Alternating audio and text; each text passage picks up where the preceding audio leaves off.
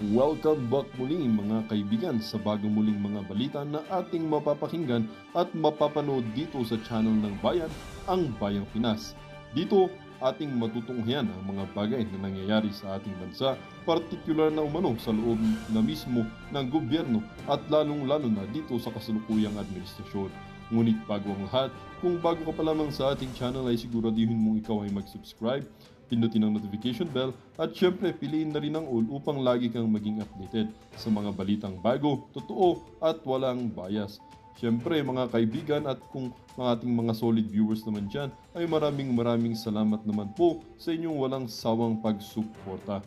At huwag din pong kalimutang magpakita ng suporta sa ating channel sa pamamagitan ng pag-like at pag-share sa ating mga videos. At syempre mga kaibigan, kung meron ka naman pong hinaing at opinyon, ang ating comment section ay bukas para sa inyong mga opinyon at mga hinaing at kung ano po ang nais nyong sabihin sa ating mga gobyerno upang mabasa na ito. Heto na nga mga kaibigan, atin nang panoorin at pakinggan ang balitang ito.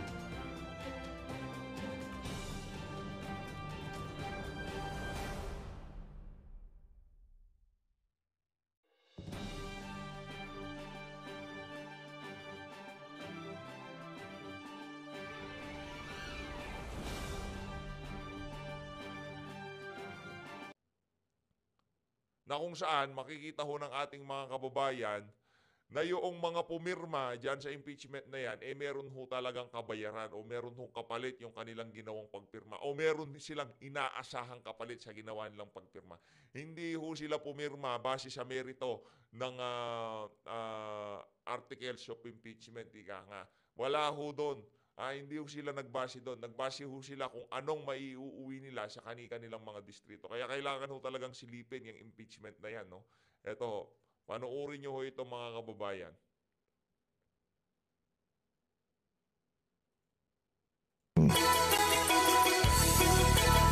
Maraming salamat, Butch Taniedo sa balitang yan. Samantala, Congressman Odi Tariela aminadong kinonsidera niya ang pondong maiuwi sa lalawigan kaya lumagda sa impeachment laban kay BP Sara Duterte.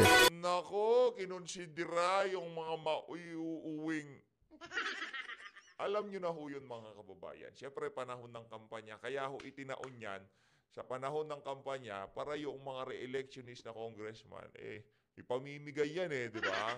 Meron silang pang-aayuda, meron silang iyayabang sa kanilang mga constituent. Kaya ho talagang itinulak yan ngayong panahon ng eleksyon. Hindi na ho sa susunod. Kasi pag itinawid yan sa 28th Congress, mahihirapan ho sila. Marami hong manunuwag na congressman dyan kasi kakaumpisa pa lang ng termino nila Kahit na hindi sila pumirma, hindi sila matatanggal bilang congressman. Ngayon mga kababayan, halimbawa, sinuwag nila itong si Tamba. At itong si Tamba, alam naman ho yung mama na yan, mahilig gumanti yan. Ang di lang ho ginagantihan nitong si Tambalislos, iyang si Amy Marcos, kahit anong sabihin ni Amy Marcos, di ho siya gumaganti, di ho yung gumaganti si Tamba. No? Kaya sa kabuuan ng planong nakikita natin na to, meron ho talagang partisipasyon niyang ali na yan. Kaya wag niyo ho siyang tanggalin sa larawan, ika nga. Isa ho siya sa mga kumukumpas kung anong mga nangyayari ngayon sa ating bansa. No? Kasi pag nagkataon, hindi kayo pumirma dyan at re-electionist kayo, kakausapin ni Tamba yung kalaban niyo. Baka sa kanya niya ibigay yung pondo, di ba? Matatalo kayo dyan, Brad. O anong nangyari ho mga kababayan? Siguro pag-usapan na, nag-usap-usap nila na sila, 150 million yan. Kung ano, pagka hindi kayo pumirma dyan, yari kayo kay Tamba. Wala na kayong pondo, worst case scenario, ibubus pa nitong si Tambaluslos yung magiging kalaban nyo. Kaya karamihan ng mga congressman, pumirma na ho sila. Pero hindi ho dahil sa merito. Kaya wag sabihin nitong si Joel Chua o kung sino mang congressman na malakas ang kaso nila, malakas ang mga article of impeachment. Ika nga yung mga isinampa nila dito kay BP Sara. Wag ho nilang sabihin yon. Kasi karamihan doon sa mga pumirma sila para sa ayuda, para sa pondo, para sa 150 million. Yun ho ang katotohanan doon. At yun hong hindi may tatago ng nitong si Tambalustros. Kasi marami na hong congressman ang lumabas na nagsalita na pumirma sila dyan dahil doon sa makukuha nilang ayuda, hindi sa kung ano pa man kadahilanan. Yun ho talaga ang dahilan. Hindi ho dahil merong linabag itong si VP Sara. Ang dahilan ng kanilang pagpirma, dahil doon sa ayudang makukuha nila. Ito ho ang video na dapat ipag-viral natin. Ito ho yung dapat makita ng ating mga kababayan. Para pagka inumpisa na yung impeachment trial, malaman ng ating mga kababayan at ma-realize ho nila na linuloko ho tayo nitong mga congressman na to. Para sa kanilang mga political interest, para sa kanilang mga ayuda, para sa pondong makukuha nila, ibebenta ho nila kahit ang opisyal na binigyan ng pinakamalaking mandato ng sambayan ng Pilipino. 32 million. Kaya ho nilang ibenta ang kaluluwa nila dyan kay Tambaluslos para lang ho sa 150 million. Ganun ho kawalang hiya ang mga congressman na yan. Kaya kung ang iyong congressman ay isa sa pumirma dyan sa impeachment complaint na yan, ipangampanyan nyo ho siya na huwag iboto ng inyong mga kababayan kung nasaan dahuman ho kayo ng Pilipinas naroon. Tuloy. Aminadong isa sa kinonsidera ni Congressman Odi Tarriela ang pondong maiuuwi at magagamit para sa mga programa nito sa lalawigan. Kaya ito pumirma sa impeachment laban kay Vice President Sara Duterte. Sa Wala na ho, yun pa lang ho eh. Kumbaga, wala na, tapos na eh. Pagka kaya pumirma, isa sa mga kinonsidera yung mga maiuuwing pondo. Di ba? Siyempre, alangan naman ibigay niya lang naman sa mga ano yan, sa mga constituent niya, di ba? Alangan naman, di ba? 150 million yan eh. Di umano, 150 million yung kada isang congressman na pumirma dyan. Isipin niyo mga kababayan, para lang sa impeachment nitong si Vice President Sara Duterte, gumasta ho ang administrasyon na to ni Marcos Jr. ng, sabihin na lang ho nating 215 na lang yung original na pumirma. Ang ipinamigay ho nila mahigit 32 billion pesos sa pamamagitan ng ayuda o kung akap o kung ano pa man yan. Ganun ho, sa paghabol ho nila, sa pag-question ho nila sa 125 million confidential fund nitong si VP Sara, ang pinamigay ho nilang ayuda o kung ano pa mang form ng pakimkim yan dito sa mga congressman na to, mahigit ito hindi pa ako kasama dito. Yung mga pahabol, ika nga, sayang nga naman, di ba, na-impeach na, pahabol, bigyan nyo pa kami kahit magkano lang. 32 billion 250 million pesos ang winaldas ng administrasyon na to para sa impeachment ni VP Sara. Kung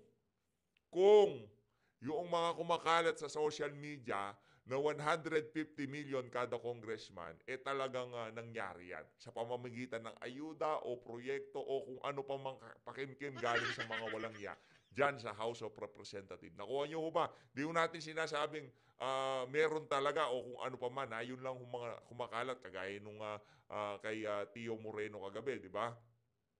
Yun yung mga nagsisirculate sa social media. 150 million at tumutugma naman ho yan sa mga sinasabi nitong mga congressman na pumirma na meron daw ho talaga silang makukuha. Merong makukuha plus 150 million. Aba, parang nasa tamang direksyon ho ata tayo. Natutumbok ho ata natin kung ano nga ba ang nangyari dyan sa impeachment na yan ni VP Sara dyan sa House of Representatives. Ging panayam ng KRFM Network sa programa nito kahapon, sinabi ng kongresista na pangunahing dahilan kung bakit ito lumagda para sa naturang impeachment ay dahil sa nilalaman ng dokumentong nagsasaad ng reklamo laban kay Duterte. At isa na rin doon ang pagkonsidera sa 22 billion pesos na umano'y congressional budget para sa Occidental Mindoro. Iniisip Grabe naman ho yan. Nakakayaw itong mga congressman na to. Lamang daw nito ang kapakanan ng mga kababayan kaya ito lumagda. Posible rin kasi umanong maglahong parang bula ang nasabing pondo kung tututol siya sa impeachment. Normal lamang din daw na lumagda siya bilang pagsang-ayon sa desisyon ng mayorya at suportahan ang hangarin ng partido na mapanagot si Duterte. Maliwanag pa ho sa sikat ng araw. Nakuha ko na yung punto ni Sir. Maliwanag pa ho sa sikat ng araw, hindi ho nagdesisyon yung mga pumirma sa impeachment base sa merito ng articles of impeachment o yung mga ibinibintang nila kay VP Sara. Nagdesisyon ho sila base doon sa kung anong makukuha nilang perks pagka lumagda sila dyan sa impeachment na yan. Nakakahiya ho kayo. Binenta nyo ang 32 million para lamang sa ayuda na makukuha ninyo. Yeah. Ngayon nagpapaliwanag kayo. Pinapaliwanag nyo sa mga constituent nyo dahil alam nyo malakas si VP Sara sa mga lugar nyo. Kaya nagpapaliwanag kayo. Sinasabi nyo, kina-counter nyo yung galit ng mga constituent nyo sa mga ayudang makukuha nyo. Naku, malabo po yan.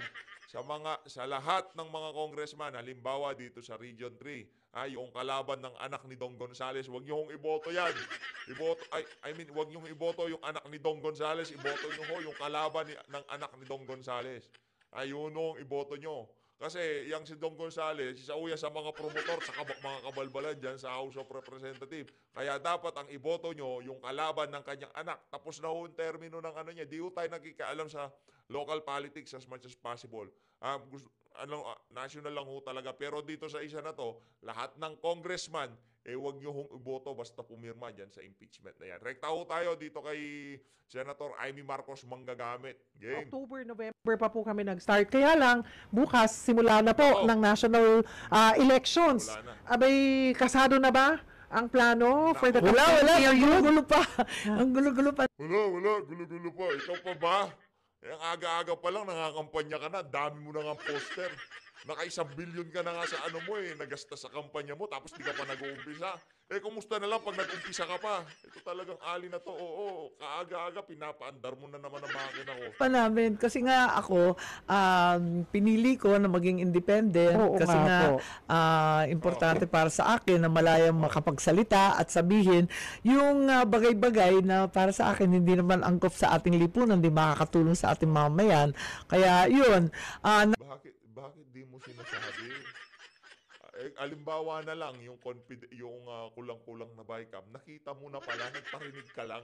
Hindi mo kami linabasan ng ebidensya. Pero sinendan pala kayo ng soft copy ng bycam report. Kung hindi pa lalabas itong si Attorney Vic, kung unga ba't itong si Tatay Diggs, hindi mo pa kami hindi pa namin malalaman. Kala ko bang malayang makakapagsalita? Budulan na naman, ganon.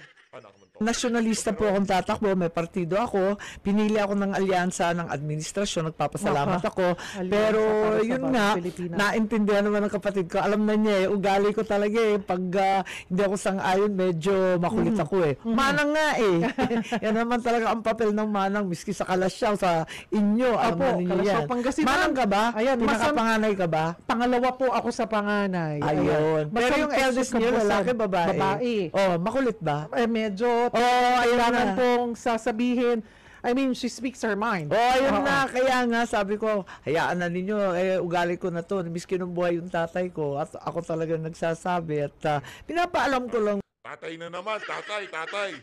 Kaya gusto ko kaya, bida kayo ng bida kahit wala na Nakananto ko yung buhay ngang si Tatay Digong, isang sabi lang namin, nagagalit kayo. Kayo, tatay kayo ng tatay, wala na yung tatay nyo, tatay pa rin. Nakananto ko ang tatay Naman, yan. hindi naman nakikipag-away. It Pero, should be, I mean, that's the healthy ayun na nga. relationship. Sino Ganun pa ang magsasabi healthy ng totoo Correct. kundi yung manang mo? Si Manang. Ayan, kami rin. Sasabi ng totoo. Ba't di mo sabihin? Totoo, dapat, BBM, alam ko, nagbabangag ka. O sasabihin mo yung totoo, diba? Ganun lang yun. Magparehab ka. Sobra ka na sa pulburon. Yun ang manang na nagsasabi ng totoo.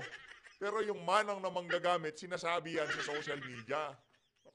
Manang, ayan. Budulan na Masanto naman. siya, hapon din si kayo sa mga taga-Kalasyaw. Ayan, sa Kalasyaw. Pangasinan kami. Puto Oo kutsinta nga. namin. Hindi ang puto ko siya, lahat ng puto, ibang level. Ang sarap-sarapan doon kami. Nako, talaga naman, bande-bandehado ng bacon, ng Oo. kutsinta, Buti hindi kayo, ng ano. ube, kung ano-anong sapin-sapin. Buti namin maintain nyo yung inyong Hindi nga. Mabuti nga at hindi napapadalas dyan sa Pangasinan at ang daming kinakain. So galing po kayo ng Pangasinan lang. Day before yesterday, kahapon Sabado. yata late, alam mo, nagkakagulo na yung, nagkakarambola na yung mga schedule ko. Alam Hindi niyo ko po, na ang naaalala sinasabi ni Congressman Toby Tiangco ng Alyansa para sa Bagong Pilipinas, you won't be replaced doon sa grupo. Tomorrow po ang kick-off Yeah, Hindi daw siya mare-replace. Talagang hindi yan mare-replace. Anak ng toko, yan pa ba ipire-replace? Yan yung kumbaga, yan yung master plan ika nga Siya ang magiging presidente. Oh, hindi naman vice presidente ang habol ng walang yan. Ang gusto niya siyang papalit kay Marcos Jr. Meron na ho kasing ano yan ginawa ho nilang kumbaga parang hari ho sila 'di ba? Hari o line of succession dapat itong si Sandro wala pa sa edad pupunta ho muna yan. Meron dalawang pagpipilian diyan. Si Tamba o di naman ho kaya yang si Aimee. Siyempre, yan si Aimee, pasimple lang yan. Kumbaga, pakipot pa lang yan. Pero pagdating ng 2027, panigurado ho tayo mga kababayan. Walang numero yang si Tamba, kaya siguradong isusubo nila dyan yang si Aimee. Kaya ngayon, hindi ho siya masyadong, kumbaga, yung nakikipagbakbakan kasi alam niya siya ang ibibira dyan Siya ang isusubo ng kapatid niya diba? Yun ho yung mga kababayan. Wag ho kayo magpabudol dyan sa ali na yan. Akala nyo kalma siya, medyo demure siya sa pagbira, yung tipong hindi yan, yung tipong kumbaga mahihin pa siya yung tipong pa-virgin effect. Pero gustong-gusto ho niya nang nangyayari yung pagbira sa mga Duterte. Kasi kung ayaw mo yan, sabihin mo. Banatan mo kung sino yung mga bumibira sa'yo, bumibira kay BP, kung totoong kaibigan ka ng mga Duterte. Kasi tayo, hindi ho natin personal na kaibigan yung mga Duterte. Hindi ho natin kaano-ano. Wala ho tayong koneksyon sa mga Duterte. Pero nandito ho tayo para suportahan. Para ipagtanggol sila. Para saan? Dahil sa kanila ho natin nakita yung tunay na pagbabago. Sa kanila ho natin nakita na noong naupo si Tatay Digong, yung kriminalidad talagang bumaba. Hindi tumaas yung presyo ng mga pangunahing bilihin. Tumaas yung bilang ng mga adik at tulak na nagugurgur, which is good, di ba? Yun ang the best. Ubusin niya mga ano na yan, mga salot na yan. Kung meron lang ho kayong kakilala na nasira ang buhay, na buwang dahil sa ipinagbabawal na pulburon na yan, sabihin ko sa inyo mga kababayan, yung mararaw, kasi marami ho tayong kakilala na nabuwang, nasiraan ng bait dahil dyan sa illegal na droga na yan. Marami ho tayong kakilala. Kaya ang sinasabi ho natin dito, napakasama ho ng droga na yan. Pagka ikaw, binanatan mo yan, wala na. Yari ka na dyan, Brad. Kailangan mo nang ayusin ang buhay mo. Kahit isang, yari ka dyan, Brad. Kaya yung mga nagtatangka, kung nakatikim na kayo niyan at tinahanap-hanap nyo na, pigilan nyo yung sarili nyo. Magunos dili ho kayo. Masisira ulo nyo dyan, sigurado. Mabubuwang ho kayo dyan. Kung may pamilya kayo, kawawa yung mga anak nyo. Kung may ano kayo, kung wala pa naman kayong pamilya, kawawa ho ang buhay nyo dyan. Sira sigurado buhay nyo dyan. Yung mga electric pan na maayos, ubusayin nyo yan.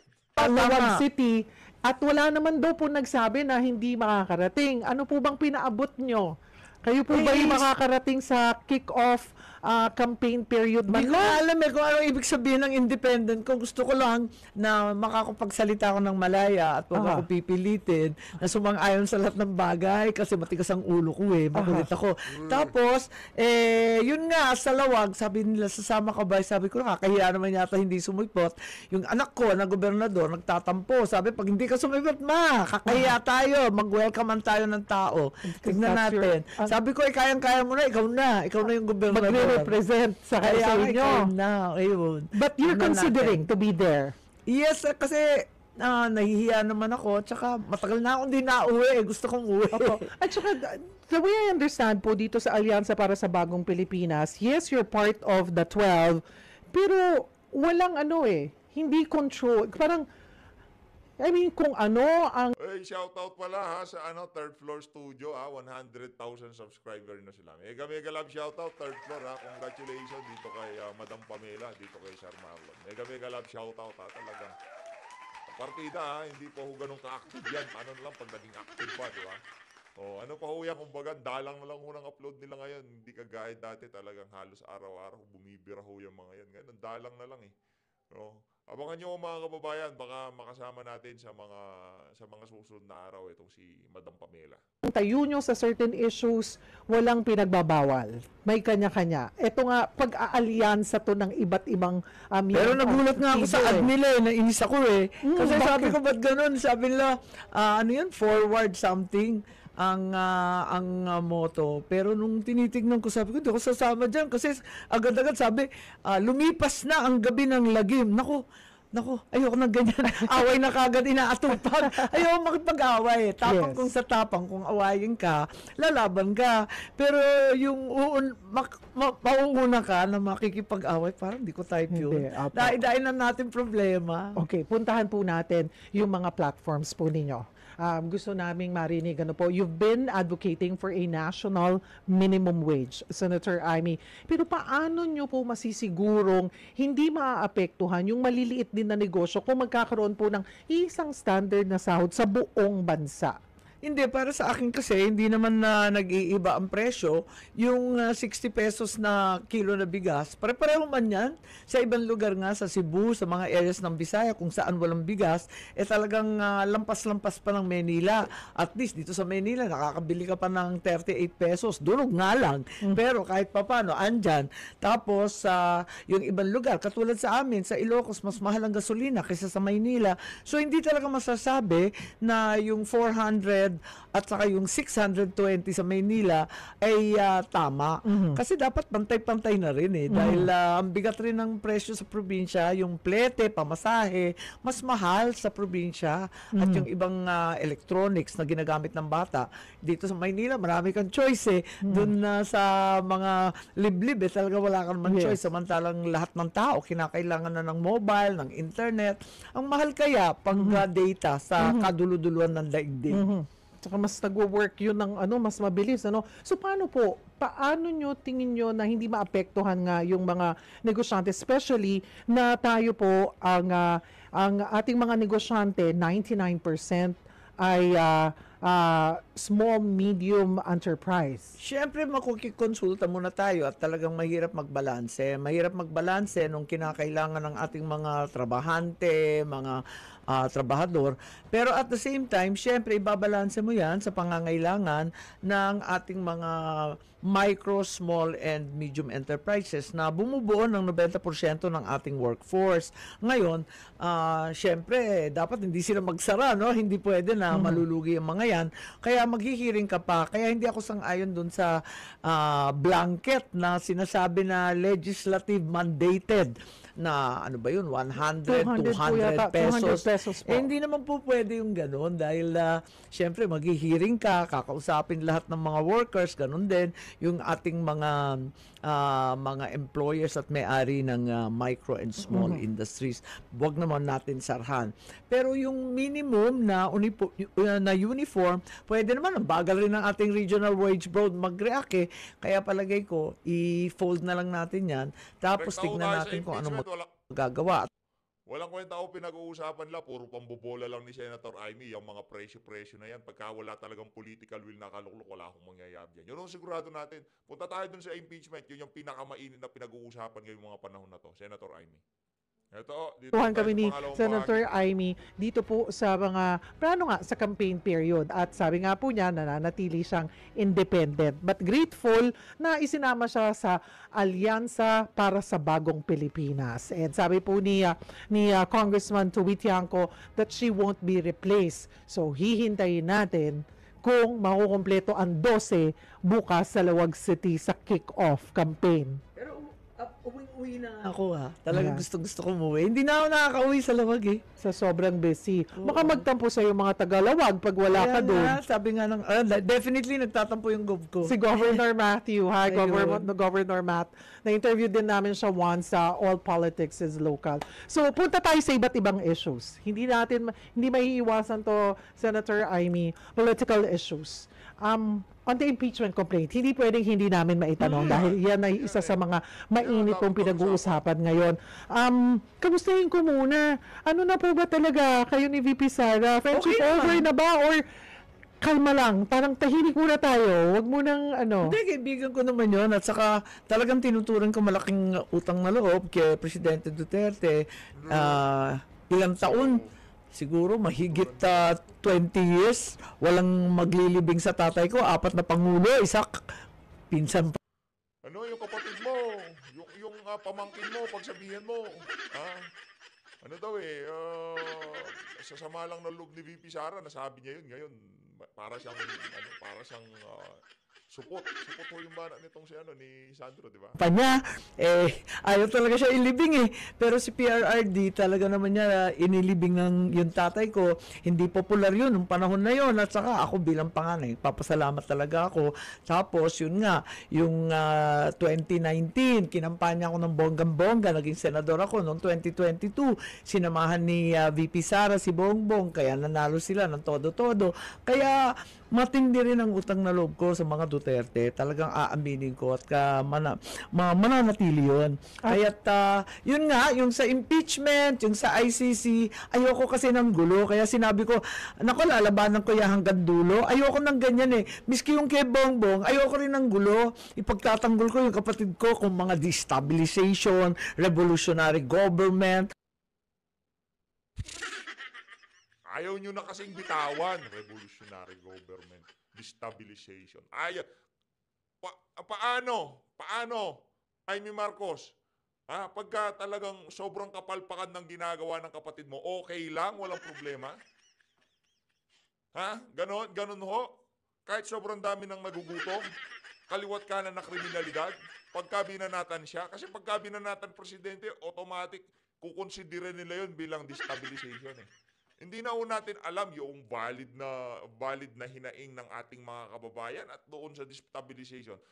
Kinwestiyon yung GA8 yung budget para sa ngayong 2025, destabilization. 'Di ba?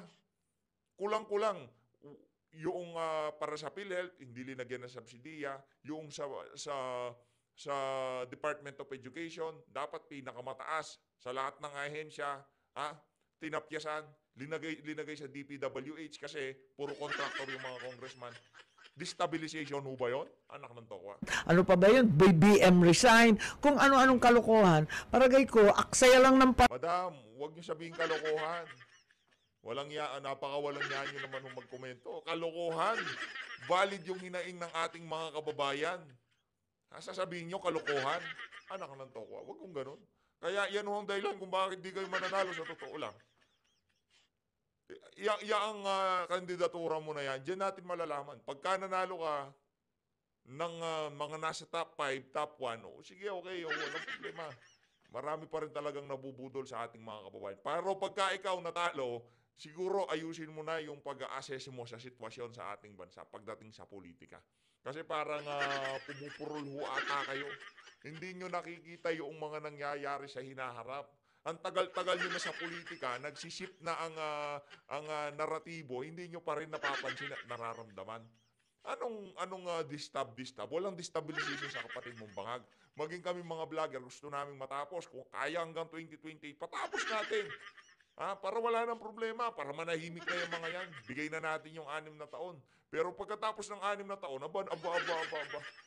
Huwag nyo naman kami kuhanan ng pagkakataon o oportunidad na makapili nung gusto naming kandidato. At yun si Vice President Sara Duterte. Kasi yung ginagawa nyo ngayon, ilinalagay nyo kami dun sa puntong parang wala kaming no choice sa 2028.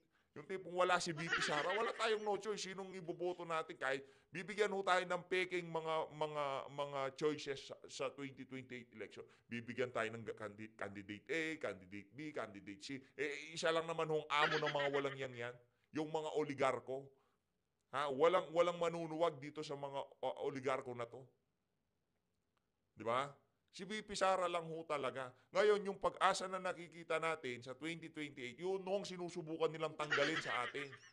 Ngayon, pagka kinwestiyon natin ang ginagawa nila, destabilization. Kinwestiyon natin ang kapalpakan nila, destabilization. Anak ng tokwa. Parang may Celtic na rin ata itong si Amy Marcos. Anong nangyari sa inyo, super ate? Naturingan pa naman kayong super ate. Valid ho yung hinaing ng ating mga kababayan. Tapos pagka kung paano tanggapin ng administration, destabilization. Di ba? Oo, yung Marcos resign, kayo naman, pati ba naman paglalabas ng saloobin? Nung panahon nga ni Tatay Digong, meron din naman ganyan. Pero hindi ho tayo sumasama doon sa mga yon. Kasi hindi ho yun ang tayo ni Tatay Digong. Ang tayo ni Tatay Digong, manawagan para galingan ng administrasyon na to ang kanilang trabaho. Yun ho kay Tatay Digong. Ngayon, pagka umabot sa sukdulan at lumabas na yung mga AFP, PNP, tao sa karsada, at nanawagan na alis ka na dyan, yun ho talaga yun. Wala ho tayong magagawa dun. Sambayan ng Pilipino na yun, ika nga. Panahon yan at pera. Madatong yan eh. Pagkatapos, mauubos ang lahat ng atensyon natin, hindi na tutumbukin yung presyo ng bigas, yung 60 kada kilo, makatarungan ba yan? Madadagdagan ba yan yung trabaho para sa ating mga kabataan? Abay, walang silbi yan. Dapat may solusyon tayo sa tunay na problema. With this, yung pong impeachment, ang sinasabi ay sa June na po yan. Pero sa tingin nyo po ay ano ba to, usaping political na lang, napopolitika na lang po? Wala, palagay ko, ang June talaga kami magtatagpo ulit at nagtataka rin ako bakit naman pinadala sa aming gabing-gabi ng kahuli-hulihang araw ng sesyon. Samantalang pinag-uusapan na nila yung impeachment noong October 2023 pa. Tagal na niyan di ba? Mainit na yung usapin na yan. Tapos final nila sa Kongreso 2 months ago, di obviously hindi siya urgent. So hindi karapat-dapat magkaroon ng special session tulad ng sinabi ni SP Cheese Escudero. Bakit mag-urgent ngayon? Hindi naman urgent. 2023 pa yan nakatenga. 2 buwan niyang iniintay. Huling-huling gabi. Tsaka lang padala. Di June na. Sa June na lang tayo magkikita-kita. May mga nakakausap po ako na kinoconnect itong impeachment dito rin po sa issue ng budget insertions. May iba sinasabi para matabunan ng budget insertions na issue, eto, ipinush ang impeachment. Meron din nagsasabi na magdududa ka sa timing nakakapagtaka yung timing. Tulad ng sinabi ko, lumang tugtugin na yan kung bakit last 2 minutes, biglang ariyan.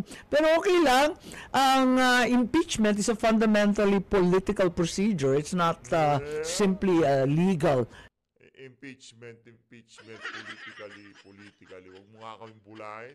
Pinupuno nga lang namin yung yung kapatid mo, destabilization. Pero pagka-impeachment, talagang binibigyan mo ng katuwiran. Kahit kitang-kita naman, kakapaliwanag ko lang. Bigla kasi nakikinig Nakatanga ka lang dyan. Makinig ka kasi sa mga sinasabi ko.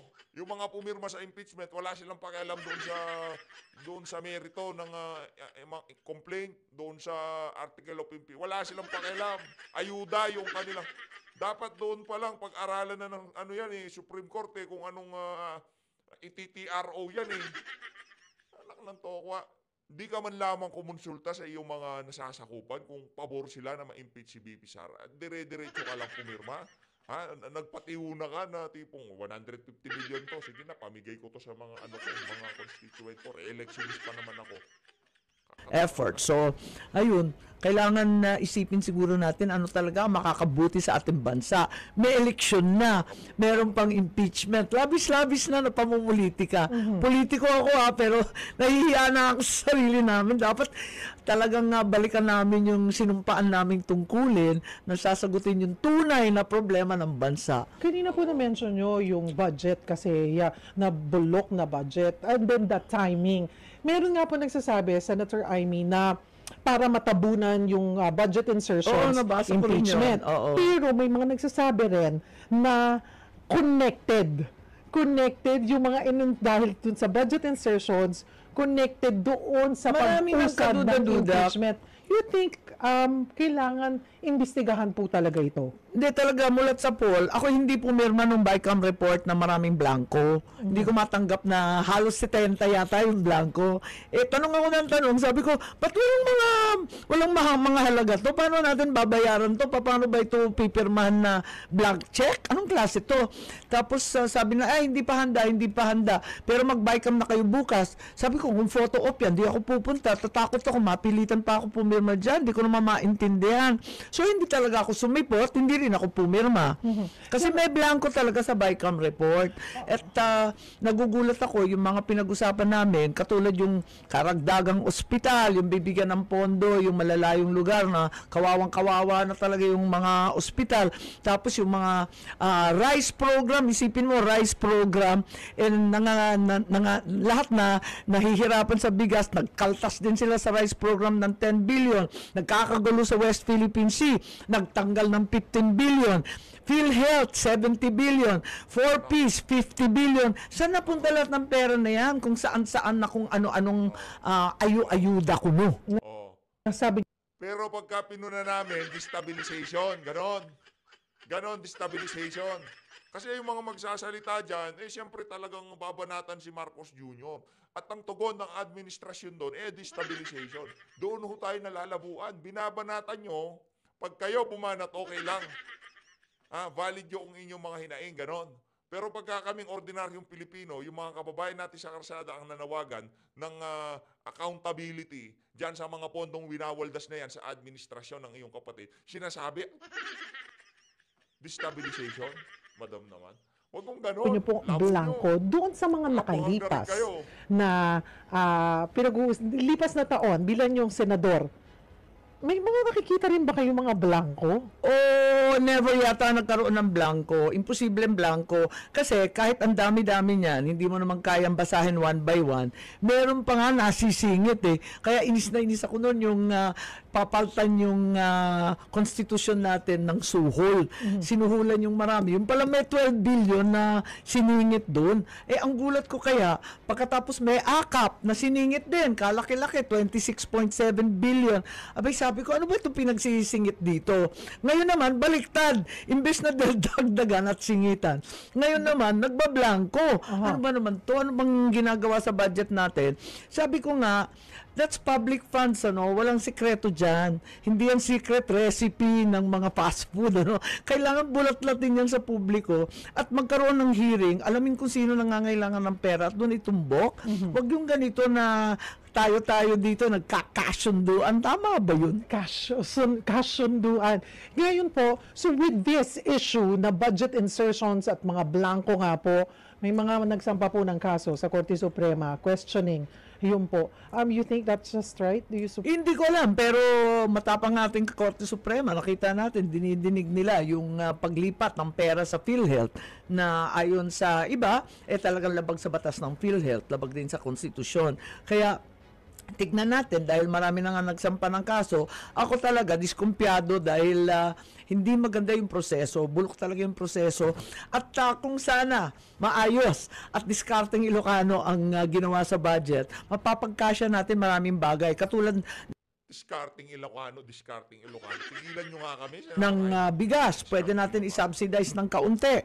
Yung gasolina, tanggalan na. Ayuda na naman. Putang ayuda talaga kayo. Subsidize na naman yung anak ng tokwa, puro kayo subsidize. Natin ng VAT ng 6% or 12%, tanggalin na natin yan pag sumobrang taas para makapagbigay tayo ng konting tulong. Dati may oil price stabilization fund, yun ang ginagawa. Ngayon wala tayong pera, paano linulus tayo sa kung ano-ano. Ang laking tulong sana nun if we could help people by budgeting properly and wisely. Isa sa mga kontrobersyal ang AKAP. Kanina na-mention nyo na po. May ilang sektor na nagsasabing ginagamit na nga po ito ang AKAP Financial Aid Program bilang vote-buying mechanism bago ang eleksyon. I was able to interview also the Mayor Benjamin Magalong. And we talked about the 777. Maliit pa nga daw yung 777. Meron Wala daw naging 25. Wala na, 30. Hindi na ba tumaas na ba? Pag nag-host ka daw, Yun. may balita. Maski yung mga pumirma daw ng impeachment complaint, ang daming marites eh. Yun po ang sinasabi. So, kung ganito po ang naririnig ng taong bayan, nakakadismaya. Talagang Nangyayari nakakadismaya. po Ang ito. hirap-hirap ng buhay, taas-taas ng presyo. Pagkatapos makakarinig ka ng bilyon-bilyon na tinatapon. Ngayon, hindi ako tutol sa ayuda. Kung tulungan ng tao, lalo na ng panahon ng COVID, talagang gustong-gusto ko. Kaya lang,